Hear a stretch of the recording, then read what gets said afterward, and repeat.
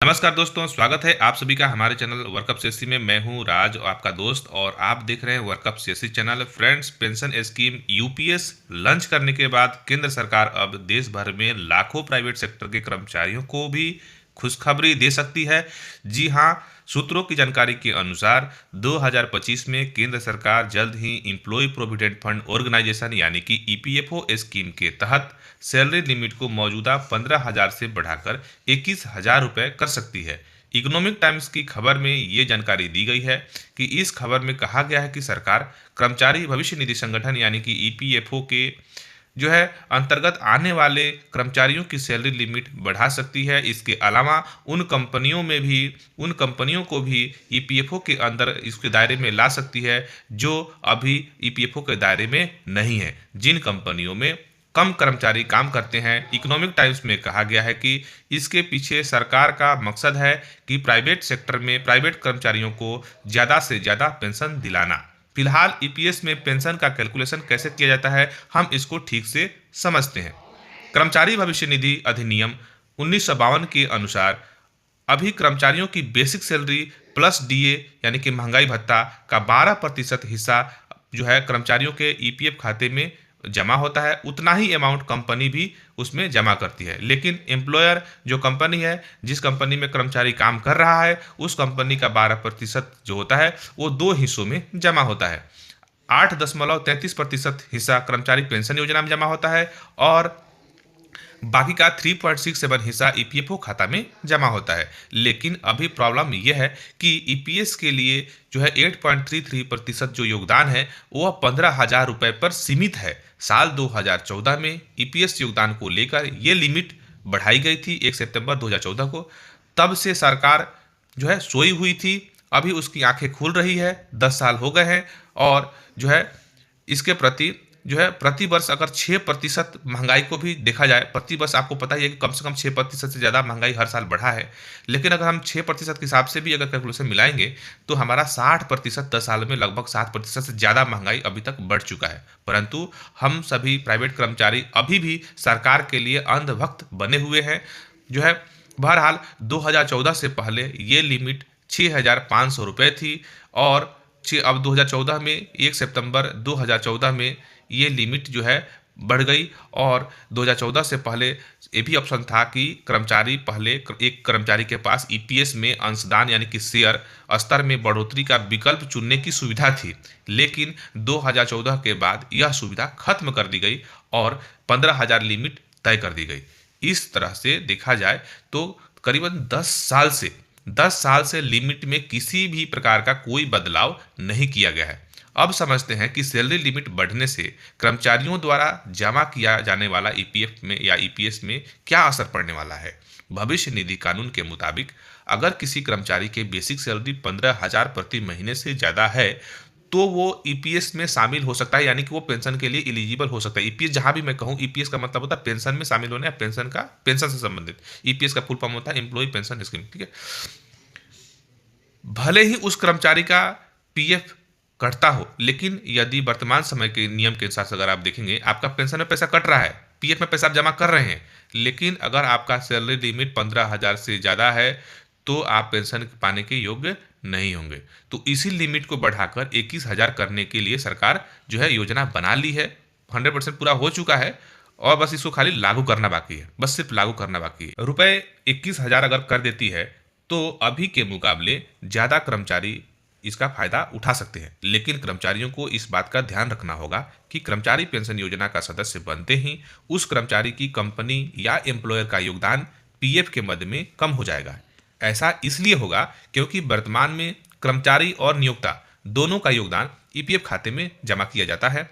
इससे पीएफ के मद में मोटा पैसा जमा होता है, ज़्यादा पैसा जमा होता है। लेकिन ऐसे ही कर्मचारी पेंशन योजना में शामिल हो जाएंगे तो कंपनी का 12% योगदान में 8.33 यानी 8.33% ईपीएस खाते में जमा होगा। लेकिन कर्मचारी को रिटायरमेंट के बाद ज़्यादा पेंशन मिल सकता है, क्योंकि ईपीएफ पेंशन ईपीएफ वेतन सीमा में बढ़ोतरी से ईपीएस योगदान भी बढ़ेगा। आपको पता ही है, जब वेतन क्योंकि आपका जो कैलकुलेशन होता है वो आपका बेसिक पे कैलकुलेशन होता है, बेसिक बढ़ेगा तो आपका योगदान बढ़ेगा। फिलहाल कंपनी की तरफ से कर्मचारी के ईपीएस खाते में हर महीने 1250 जमा होता है। आप लोग अपना पासबुक उठा के ईपीएफ का जो पासबुक है उसको खोल कर चेक कर सकते हैं। 1250 जमा होता है। मौजूदा ईपीएस कानून के तहत एक कर्मचारी के ईपीएस खाते में इससे ज़्यादा योगदान नहीं हो सकता है। अभी वर्तमान जो नियम है उस वर्तमान नियम के हिसाब से 1250 से ज़्यादा जमा आपके पेंशन खाते में ज़्यादा जमा नहीं हो सकता। अगर ज़्यादा जमा नहीं हो सकता तो आपको ज़्यादा का कल्पना कैसे कर सकते हैं? जितना का आपका लिमिट सेट कर दिया गया है कि आपको 1250 ही जमा करना है, तो 1250 से जो अधिकतम पेंशन बनता है वही आपको मिलेगा। आप चाहकर भी 15,000 20,000 नहीं ले सकते हैं। लेकिन यदि इस लिमिट को बढ़ा दिया जाता है तो ये ईपीएस योगदान वेतन सीमा के आधार पर होता है, यानी कि 15,000 का जो है 8.33% 1250 होता है।